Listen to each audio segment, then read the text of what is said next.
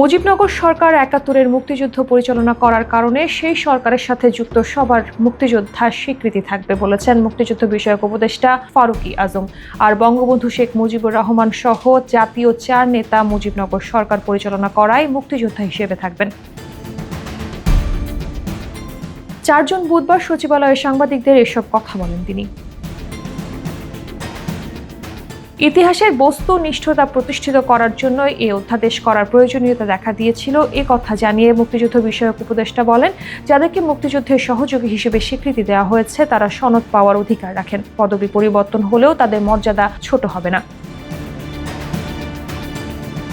রণাঙ্গনে মুক্তিযুদ্ধে সরাসরি অংশ নেয়া মুক্তিযোদ্ধাদের দাবির পরিপ্রেক্ষিতেই বীর মুক্তিযোদ্ধা এবং মুক্তিযুদ্ধের সহযোগীদের আলাদা স্বীকৃতি দেওয়া হয়েছে বলেও জানান তিনি।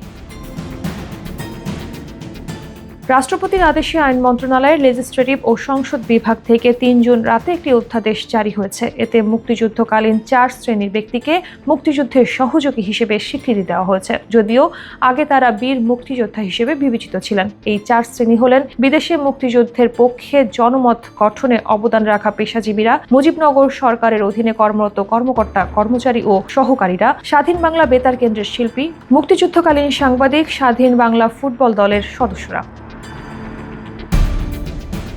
২০২২ সালে জাতীয় মুক্তিযোদ্ধা কাউন্সিল আইনে এরা বীর মুক্তিযোদ্ধা হিসেবে স্বীকৃত ছিলেন, কিন্তু নতুন অধ্যাদেশে সেই মর্যাদা বাতিল করা হয়েছে। আইন মন্ত্রণালয়ের সংশোধনের পর রাষ্ট্রপতির অনুমোদনে এই অধ্যাদেশ চূড়ান্ত হয়। এতে মুক্তিযুদ্ধ ও মুক্তিযোদ্ধার সংজ্ঞাও নতুনভাবে নির্ধারণ করা হয়েছে।